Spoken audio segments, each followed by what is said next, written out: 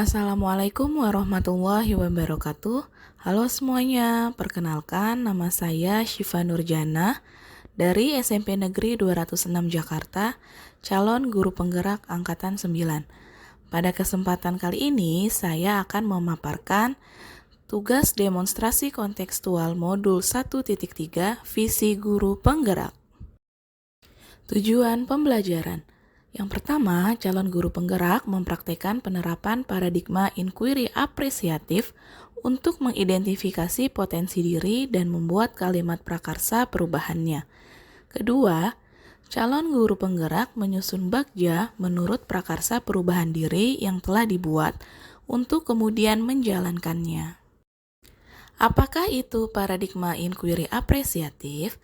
Inquiry apresiatif yaitu mengidentifikasi hal baik yang telah ada di sekolah dan mencari cara bagaimana hal tersebut dapat dipertahankan dan memunculkan strategi untuk mewujudkan perubahan ke arah yang lebih baik. Agar dapat menerapkan pendekatan inquiry apresiatif, maka langkah yang dapat dilakukan adalah melalui tahapan bagja. B. Buat pertanyaan utama. A. Ambil pelajaran. G. Gali mimpi. J. Jabarkan rencana. Dan A. Atur eksekusi. Visi guru penggerak versi saya adalah terwujudnya peserta didik yang berprestasi dan berkarakter profil pelajar Pancasila. Penjelasan komponen visi. Berprestasi yaitu menggambarkan keberhasilan peserta didik dalam meraih sesuatu dari usaha belajarnya.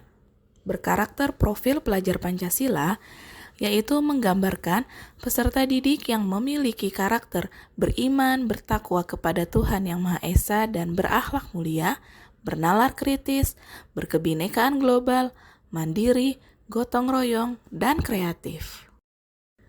Prakarsa perubahan yang saya buat adalah meningkatkan minat belajar peserta didik melalui inovasi dan kreativitas dalam pembelajaran.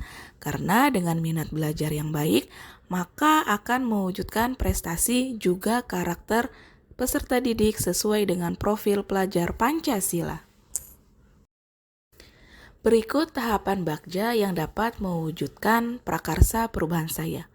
B. Buat pertanyaan utama.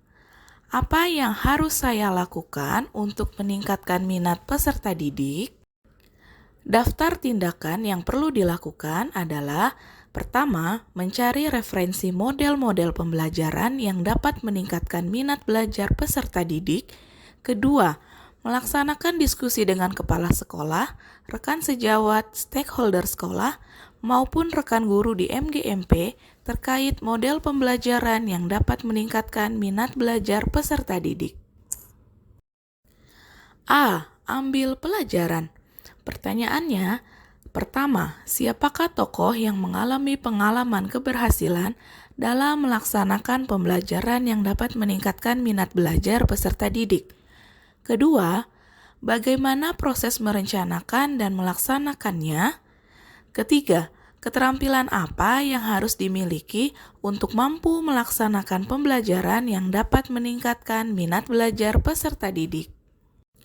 Daftar tindakan yang perlu dilakukan adalah: pertama, mencari profil atau tokoh yang sudah berhasil melaksanakan pembelajaran yang dapat meningkatkan minat belajar peserta didik, baik melalui wawancara maupun studi literasi. Kedua, mencari informasi bagaimana beliau membuat rencana dan melaksanakan program pembelajaran yang dapat meningkatkan minat belajar peserta didik. Ketiga, mencari informasi keterampilan yang harus dimiliki untuk melaksanakan pembelajaran yang dapat meningkatkan minat belajar peserta didik. G. Gali mimpi.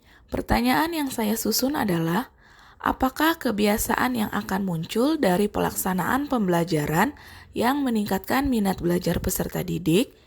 Kedua, apa saja hal-hal baru yang dapat saya lakukan setelah berhasil melaksanakan pembelajaran yang meningkatkan minat peserta didik? Ketiga, apakah sumber daya dan sarana prasarana di sekolah akan tersedia untuk melaksanakan pembelajaran yang meningkatkan minat belajar peserta didik. Daftar tindakan yang perlu dilakukan adalah: pertama, melaksanakan pembelajaran yang menyenangkan sesuai dengan karakter dan gaya belajar peserta didik, serta pembelajaran yang menggunakan teknologi. Kedua, berbagi praktik baik yang saya lakukan kepada rekan sejawat. Ketiga, melaporkan hasil pembelajaran kepada kepala sekolah dan meminta dukungan untuk menyediakan sumber daya serta sarana prasarana di sekolah agar menunjang pembelajaran yang meningkatkan minat belajar peserta didik. J.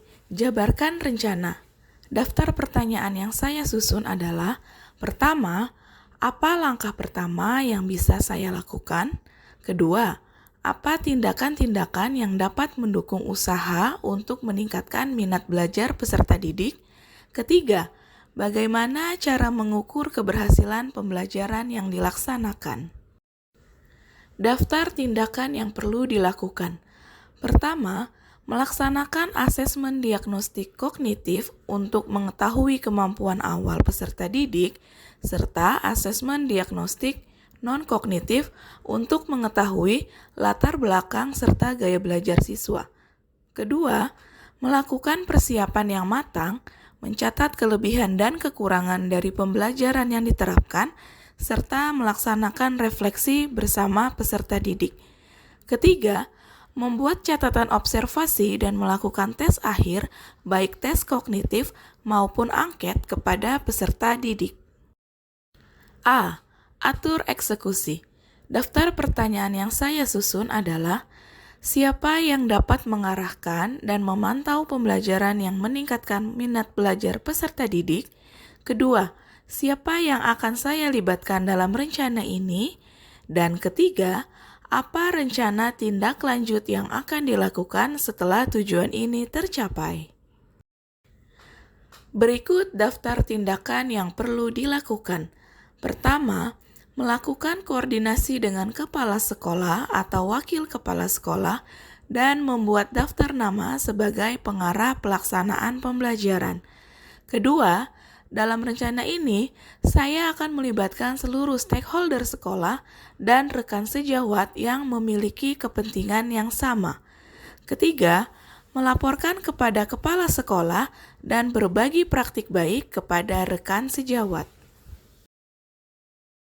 Baik, itulah pembahasan dari tugas demonstrasi kontekstual modul 1.3. Terima kasih telah menyaksikan. Wassalamualaikum warahmatullahi wabarakatuh.